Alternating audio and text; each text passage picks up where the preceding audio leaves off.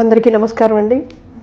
ఈ మధ్య మనం వినాయక చవితి పండగ దేదీప్యమానంగా చేసుకుని అంటే అందరం కలిసి ఉండాలని కాన్సెప్ట్తో అందరూ వినాయక చవితి సంబరాల్లో మునిగిపోయిన ఉన్నాం. అయితే ఈరోజు చిట్ చాట్ విత్ జ్యోతి అనే ఛానల్ మళ్ళీ మీ ముందుకు రావడానికి ఒక ముఖ్య కారణం అయితే ఉంది. ఈరోజు ఊరంతా సంబరాలు చేసుకుంటున్నారు. దానికి కారణం ఏంటో మీ అందరికీ తెలుసు. ఈరోజు ఉప ముఖ్యమంత్రి అయినటువంటి శ్రీ కొణిదెల పవన్ కళ్యాణ్ గారి జన్మదిన సందర్భంగా మేమైతే ఈ ఛానల్ ద్వారా ఆయనకి జన్మదిన శుభాకాంక్షలు చెప్తున్నాము. విజయవాడలోని 63వ డివిజన్లో పవన్ కళ్యాణ్ గారికి అనుగుణంగా అంటే వారి ఆశీస్సులతో వారి అడుగుజాడల్లో నడిచేటువంటి ఒక దంపతులు అయితే ఉన్నారు.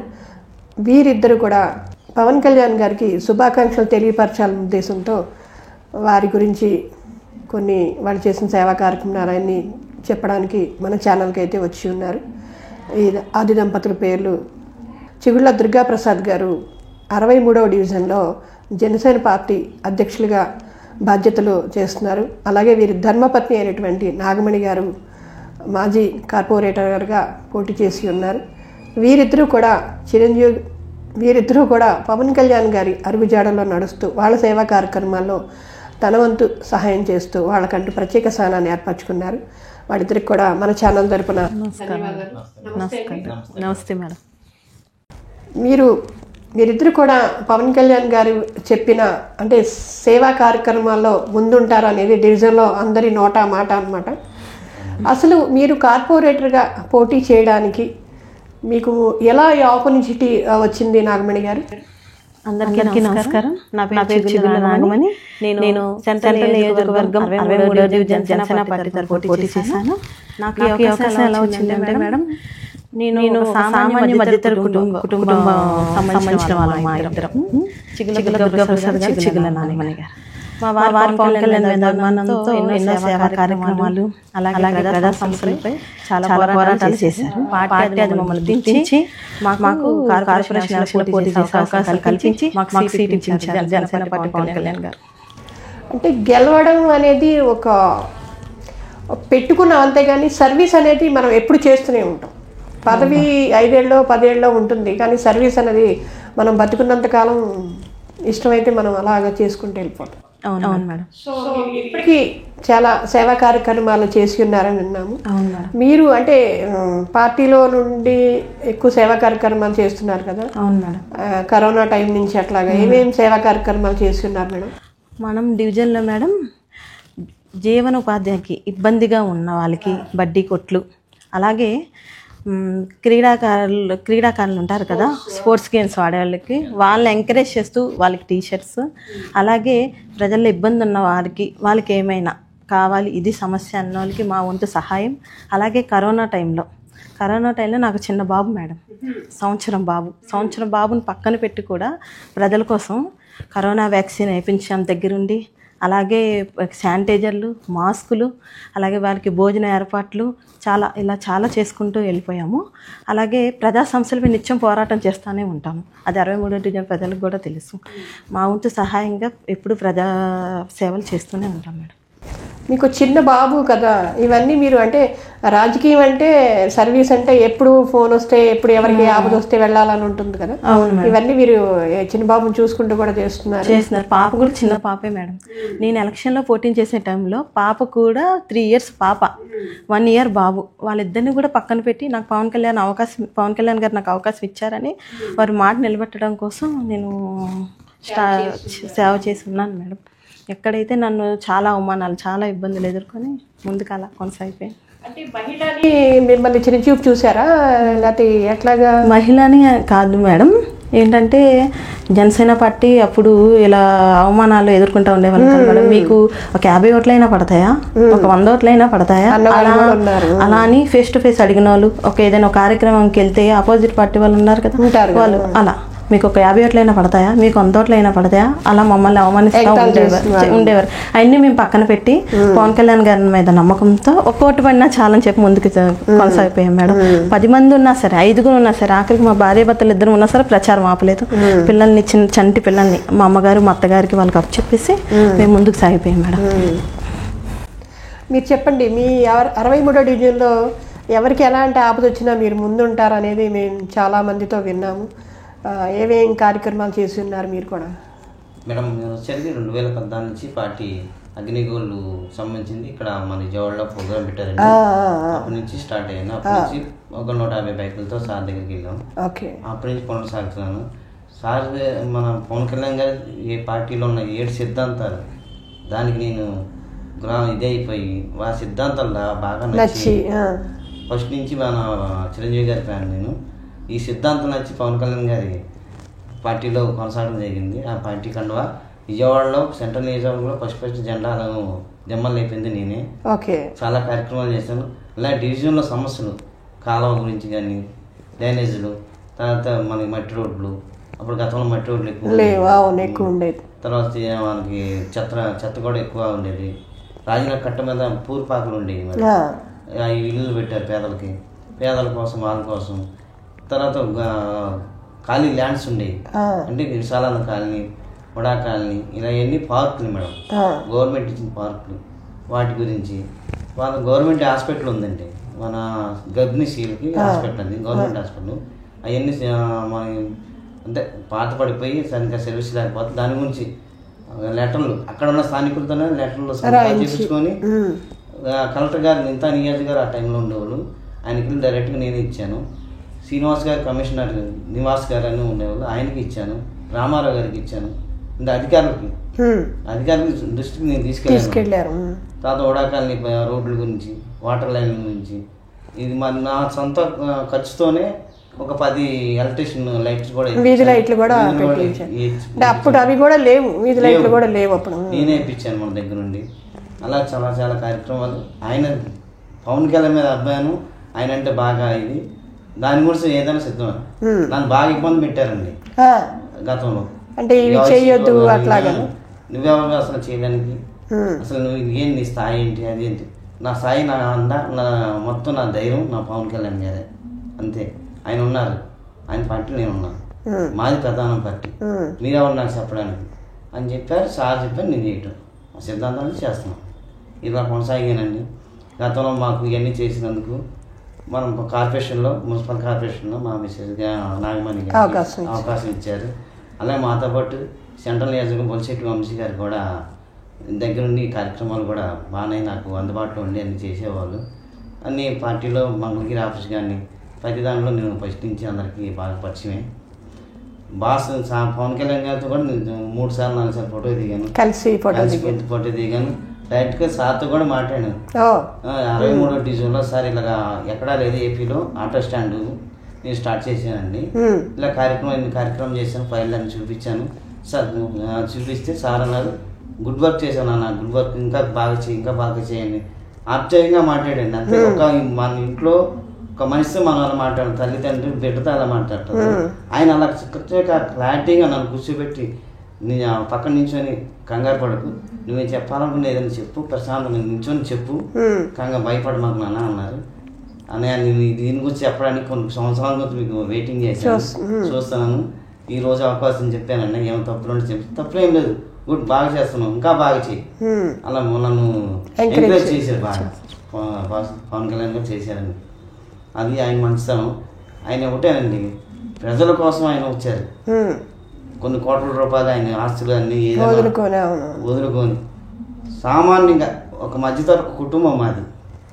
ఇది ఒక 20,000 శాలరీకి నేను ఒక కంపెనీలో చేస్తాను. ఆ శాలరీలో 5,000 రూపాయలు పార్టీకి పక్క పెట్టి 15,000 రూపాయలతో మా ఫ్యామిలీని గడుపుకున్నాను. అలా పోగు చేసి ఆ డబ్బుల్ని కొంత ఏదైనా కార్యక్రమం చేయాలంటే ఒక 3 నెలల తర్వాత 4 నెలలు ఆ కార్యక్రమంతో నేను చేసేవాడు, రెడీ చేసుకున్నాను. అలాగా పార్టీ ఫస్ట్ నుంచి నన్ను చేసుకున్నానండి. మా పైన నాయకులు ఆయన ఆఫీసులో చెప్పారు ఇలా చేసేవాళ్ళు.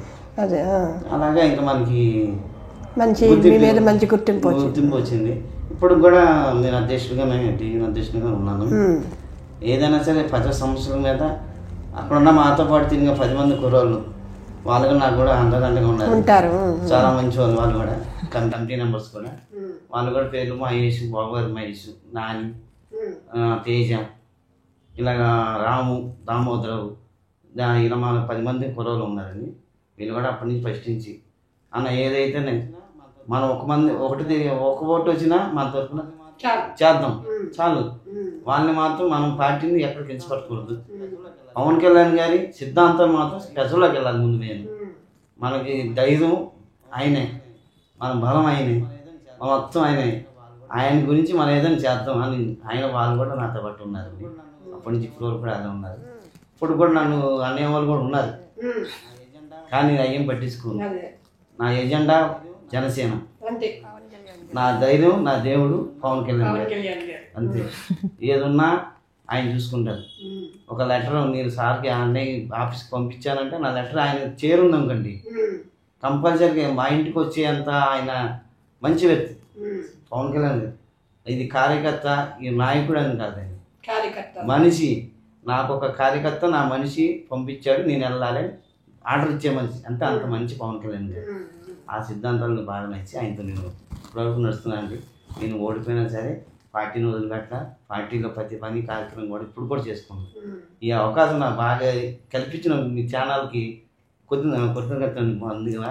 ఎందుకంటే ఈ అవకాశం ఎప్పుడు నేను మాట్లాడుతున్నది, కానీ కార్యకర్తలు మన ప్రజలు వర్క్ చేయకుండా బాగా వచ్చు. పని చేయడం కావాలి కానీ ప్రచారాలు ఎందుకు? నాకు నేను పని చేసాను లేదు, మా జీవనంలో ప్రతి ఒక్కరికి తెలుసు. వాళ్ళే నాకు ఫోన్ చేసి చెప్తూ ఉంటారు. అధికార పార్టీలో ఉన్న కొంత అప్పుడు గతంలో ఉండే పార్టీ ఉండదు, గతంలో అధికారంలో ఉన్న పార్టీకి అది చేయకపోతే నాకు ఫోన్ చేసేవాళ్ళు. నేను దాని అడ్డం పడి నేను చేయించేవాడిని, వాళ్ళు నాకు వార్నింగ్ ఇచ్చేవాళ్ళు. వెళ్ళండి అని చెప్పి నువ్వేంటి ధైర్యం అంటే నాకు పవన్ కళ్యాణ్ గారు, మీరేం చేసినా పార్టీ ఆఫీసర్ కూర్చుంటాను అంతే. ఏదన్నా నేను అలాగ ధైర్యంగా చేసేవాడిని. ఈ ధైర్యం మొండితనం ఆయన దగ్గర నుంచే వచ్చిందా మీకు? ఆయన చూసే మాకు ధైర్యం మొండితనం ఏదైతే సాధించాలంతే, సాధించాలి, ప్రజలకి అది అందజేయాలి. అలా అడిగింది చెప్పాలి, అలా అడిగింది నీకు చేసి పెట్టాలంతే. అప్పటికి ఎప్పుడుకో ఇలాగే ఉన్నానండి.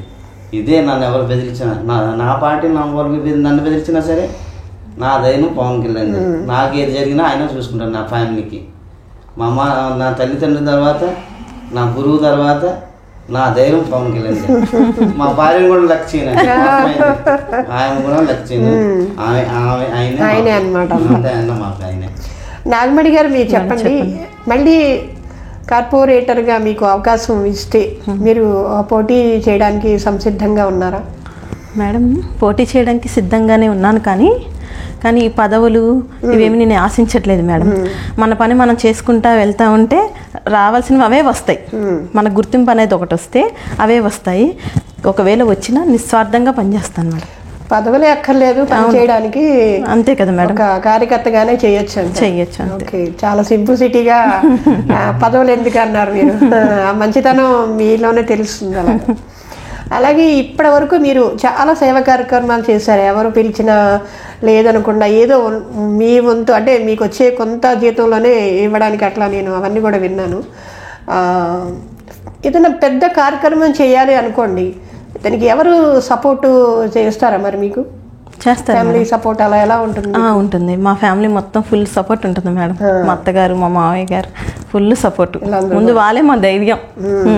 చాలా సపోర్ట్ చేస్తారు. ఎక్కడైనా తగ్గకూడదు, చేయాల్సిందే. మా అత్తగారు బాగా సపోర్ట్ చేస్తారు, తగ్గనివ్వరు మెయిన్ ఎక్కడ. ఇప్పుడు మీరు చాలా చేశారు సేవా కార్యక్రమాలు, ఇంకా చెప్పడానికి కూడా ఇంకా చాలా మర్చిపోయి ఉంటారేమో. కానీ అయితే ఇంకా గోల్ ఏమైనా ఉందా, ఇంకా చెయ్యాలి అని ఏమైనా గోల్ ఉందా మీకు? గోల్ ఉంది మేడం. అంటే నిన్న 3 days సేనాని మీటింగ్ జరిగాయి వైజాగ్లో. నిన్న గోల్ గట్టిగా పెట్టుకున్నాను మేడం. ఏంటంటే కళ్యాణ్ సార్ ఒకటే చెప్పారు, లీడర్లు అందరూ కలిసి జనసైనాన్ని ఇంకా పెంచండి అని. ఇప్పుడు నా గోల్ అది గట్టిగా పెట్టుకున్నాను మేడం. పవన్ కళ్యాణ్ గారి సిద్ధాంతాలని, ఆశయాలని వాటికి తగ్గ జన సైనికులు తయారు చేసి పార్టీని ఇంకా బలోపేతం చేయాలని నిర్ణయించుకున్నాను మేడం. అదే మీ గోల్? అవును మేడం, అదే. మనమే కాకుండా మన వెనకాల కొత్త టీములు ఉండాలి. ఆయన సిద్ధాంతాలు, ఆయన ఆశయాలు అనుసరించిన వాళ్ళని మళ్ళీ మేము జన సైనికులుగా తయారు చేస్తాం. ఎవరు పడితే వాళ్ళు వచ్చే జనసైనికులు అలా వద్దు మేడం. ఆయన మాకు ఎలా నచ్చాయో ఆయన సిద్ధాంతాలు వాళ్ళకి కూడా అలాగే నచ్చి, వాళ్ళ పవన్ కళ్యాణ్ గారు అడుగు జాడల్లో ఆయన ఆశయాలను ముందుకు నడిపిస్తే అలాంటి జన సైనికులను తయారు చేసి జనసేన పార్టీని ఇంకా బలోపేతం చేసుకోవాలని మీ గోల్. అవును. ఎవరైనా మా పిల్లల్ని ఫ్యామిలీని అనుకుంటారు, మీరేమో పవన్ కళ్యాణ్ గారు ఆశయాలనుకుంటున్నారు. ఎందుకంటే ఆయన బాగుంటే మా పిల్లలు కూడా బాగుంటారు, సమాజం బాగుంటుంది, అందులోనే మా పిల్లలు ఉంటారు కాబట్టి వాడికి బాగుంటుంది. పవన్ కళ్యాణ్ గారు ఎక్కడ తగ్గాలో ఎక్కడ ఎదగాలో ఆయన అర్థం చేసుకుని ఆంధ్రప్రదేశ్ ప్రజల కోసం కూటమి ఎన్డీఏ కూటమి ఘన విజయంతో సాధించారు. 100 స్ట్రైక్తో వచ్చింది. అది ప్రజలు ఇచ్చిన తీర్పు. అది దాన్ని బట్టి మేము ఆయన్ని ఇన్స్పైర్ చేసుకుని ఆయన సిద్ధాంతాలతో ఉన్నాం కాబట్టి ఆయన అడుగు జాడలో నడుస్తాం. మాకు ఎన్ని కష్ట నష్టాలు వచ్చినా సరే పార్టీ జెండా కిందకు పడు, పార్టీ జెండా పట్టుకుని ఒంటి ఊపిరితోనే సరే దాన్ని సాధిస్తాం. అలాగే ఇప్పుడు కూటమి ప్రభుత్వం వచ్చింది కదా, ఇది ఈ ప్రభావం మీ మీద ఏమైనా అంటే మీ పని తక్కువ చేయడం అట్లా ఏమైనా ఉందా? ఆ ప్రభావం మీ మీద ఎలా ఉంది? కూటమి ప్రభుత్వం అంటే సెంట్రల్ నియోజకవర్గంలో ముఖ్యంగా ఎన్డీఏ ప్రభుత్వానికి నేను ఫస్ట్ ఆఫ్ ఆల్ ధన్యవాదాలు చెప్పుకుంటాను మేడం. ఎందుకంటే సెంట్రల్ నియోజకవర్గం అభివృద్ధికి నిరంతరం పాటుపడే ఒక మంచి వ్యక్తిని శ్రీ బోండా ఉమామహేశ్వరరావు గారు, ప్రభుత్వ విప్ అయినటువంటి బోండా ఉమామహేశ్వరరావు గారిని మాకు అందించారు. ఎనీ టైం కార్యాలయానికి వెళ్తే సమస్య ఇదంటే టక్కుని పరిష్కరిస్తారు. నేను ఇంకా భయపడ్డాను మేడం, మన తెలుగుదేశం తరఫున గెలిచారు ఏంటి మనం కలుపుకొని వెళ్తారా అని. నా ఆలోచన మొత్తం తప్పని ఆయన ఇది చేశారు. ఎప్పుడు ఎక్కడ కనిపించినా అమ్మ నాగమణి ఏంటి సమస్య ఏంటి అని ఖచ్చితంగా ముందు వెళ్ళగానే ఆ సమస్య ఏంటో తెలుసుకుని ముందు పరిష్కరించేస్తారు. డివిజన్లో కూడా మేడం ఉన్న సెంట్రల్ నియోజకవర్గం డివిజన్లో రోజు ఏదో ఒక డివిజన్లో ఆయన ఉంటానే ఉంటారు. మంచికి కష్ట సుఖాలకి అందుబాటులోనే ఉంటారు. ఎనీ టైం ఫోన్ చేసినా లిఫ్ట్ చేస్తారు, అది ఏ టైం అయినా సరే. అంత మంచి నాయకుని ఇచ్చినందుకు ముందుగా నేను కూటమి ప్రభుత్వానికి చాలా ధన్యవాదాలు తెలుపుకుంటున్నాను. నిరంతరం సెంట్రల్ అభివృద్ధి అతని ధ్యేయం. నేనైతే ఇప్పుడు 14 నెలలు అయింది మేడం ఎన్డీఏ కూటమి ఏర్పడి. ఈ 14 నెలల్లోనే ఆయన పనితనం అన్ని చాలా దగ్గర నుండి చూశాను మేడం. చాలా తక్కువ నాయకులు ఉంటారు అలా ప్రజల్లో తిరిగి నాయకులు ఉంటారు, పని చేస్తారు, కానీ ప్రజల్లో తిరిగే నాయకులను చాలా తక్కువ చూస్తాం మేడం.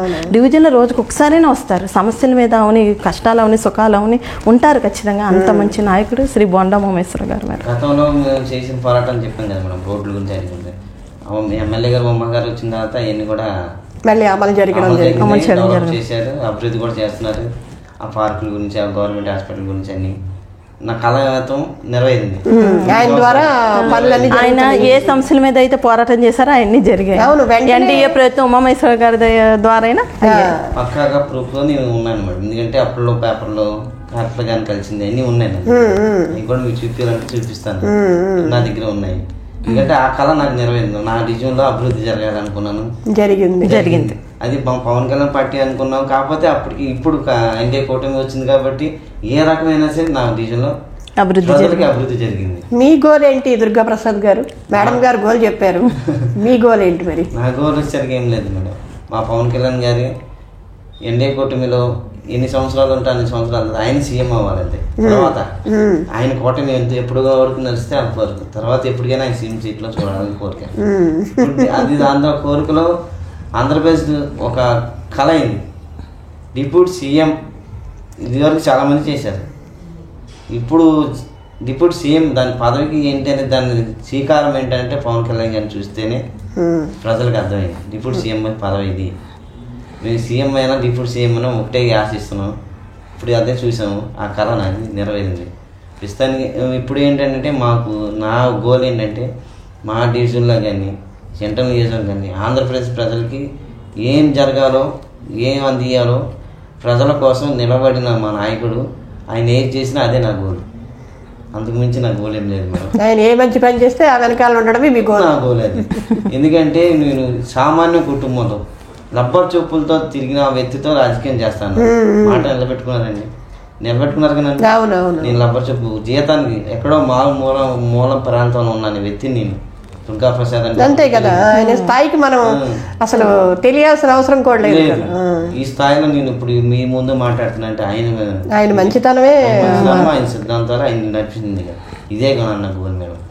ఆయన ఏది చెప్పినా దానికి నేను కట్టుబడే ఉంటాను. ఏది నాకు ఏది ఇచ్చినా అది దాంట్లోనే సరిపెట్టుకుని ఉంటాయి. ఏ పదమైనా సరే మీరు దాన్ని అలంకరించుకుంటూ చక్కగా ఉంటాయి. నాకు ఇది కావాలి, అది ఆశలైతే లేవు. ప్రజలకి ఆయన చెప్పాల్సింది ఏం చెప్పారో ప్రజల దృష్టికి తీసుకెళ్ళటమే నా పని. అదే నా ఆశయం, అదే నా గోల్. అంటే ఎప్పుడు మీరు భయపడలేదా?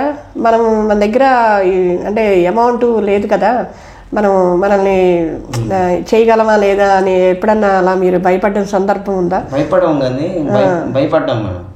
ఆ టయానికి వచ్చేసరికి మాకు ఏం జరగాల్సి, ఏం ప్రోగ్రామ్ చేయాలన్నా, ఏం కార్యక్రమం చేయాలన్నా ఆ టయానికి చేయూతగా మా అమ్మగారు, మా అత్తగారు వాళ్ళు కానీ సపోర్ట్ చేస్తారు, మా నాతో పరిస్థితులను సపోర్ట్ చేసేవాళ్ళు. అలాగే బయట నా కష్టాన్ని చూసి అవతల వ్యక్తులు కూడా వచ్చి చేయండి, మంచి పని చేస్తున్నాక మేము కూడా సపోర్ట్ చేస్తాం. కించపరిచే వాళ్ళు ఉంటారు, మంచి చేసేవాళ్ళు ఉంటారు. కించపరిచే వాళ్ళు పక్కకి తీసి మంచి అంతే, మనం చేసేది కరెక్ట్ కాబట్టి మోడల్ సపోర్ట్ ఇచ్చేవారు. అమౌంట్ బాగా చెప్పాను కాబట్టి అది చాలు మనకి.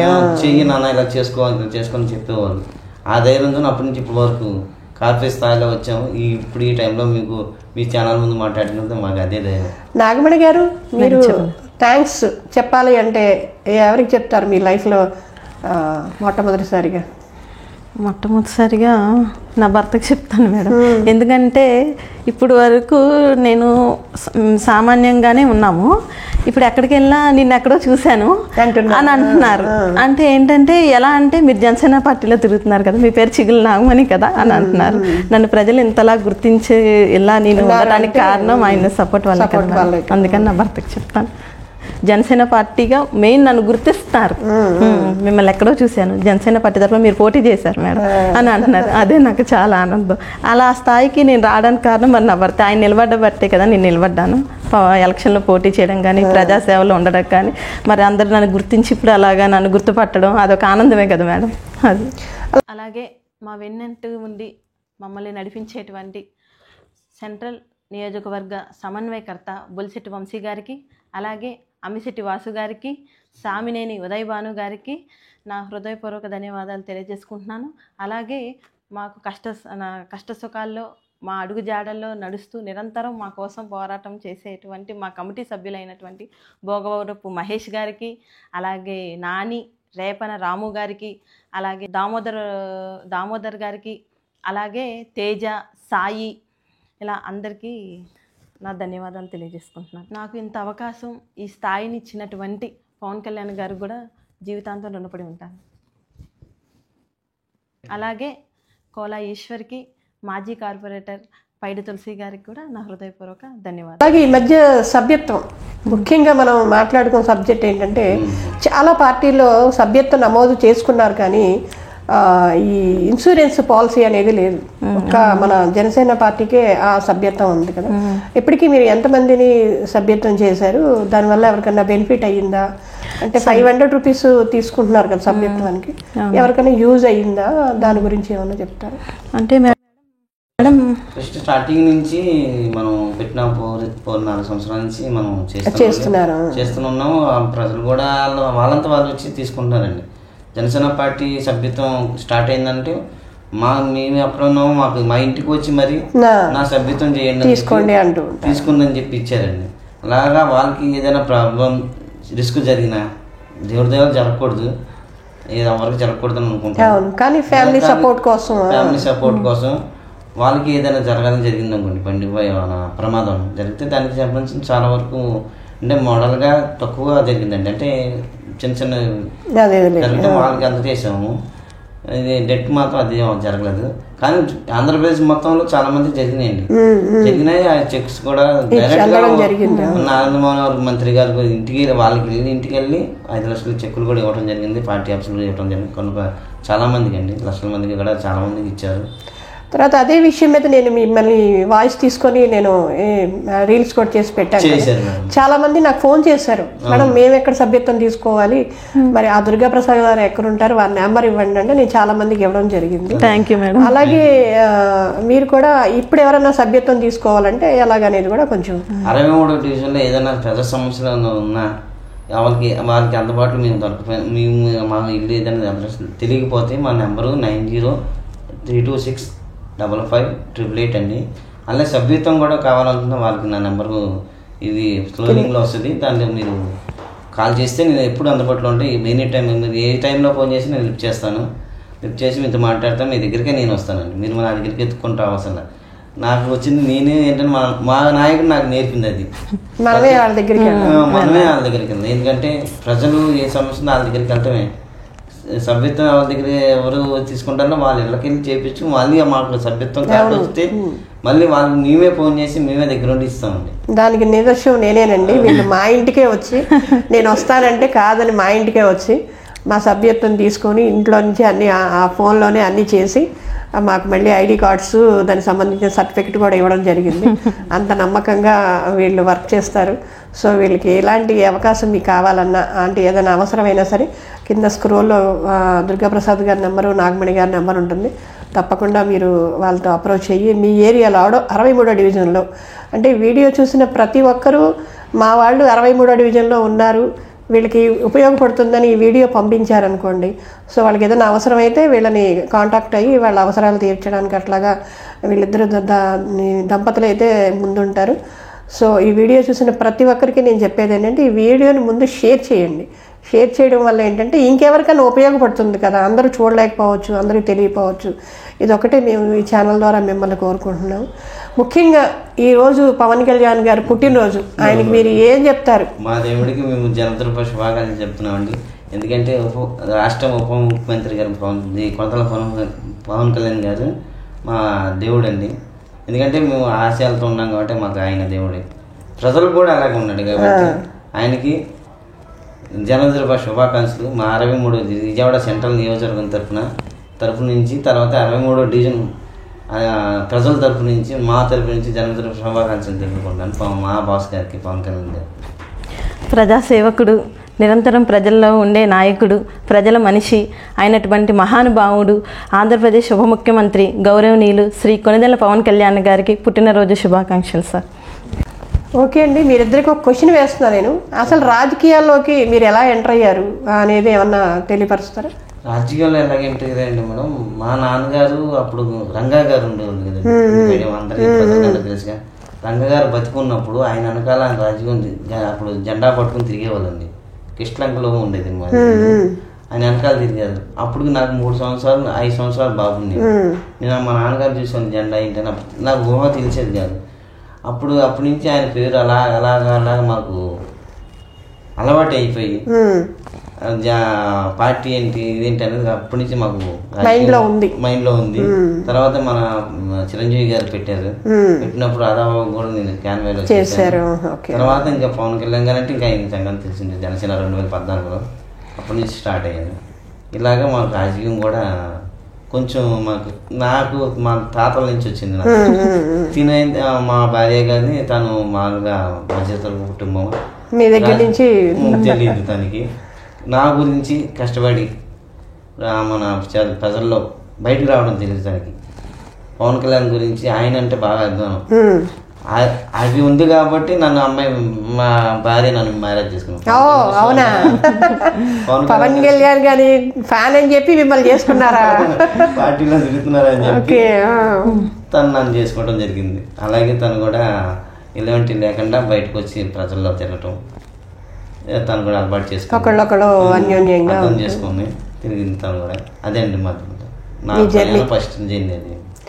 ఓకే అండి, మీ ఇద్దరికి మా ఛానల్ తరఫున ఇంకొకసారి congrats and all the best. ఎందుకంటే రాబోయే రోజుల్లో ఇంకా సేవా కార్యక్రమాలు చేయాలని పవన్ కళ్యాణ్ గారు ఆదేశాలు అయితే చేసి ఉన్నారు.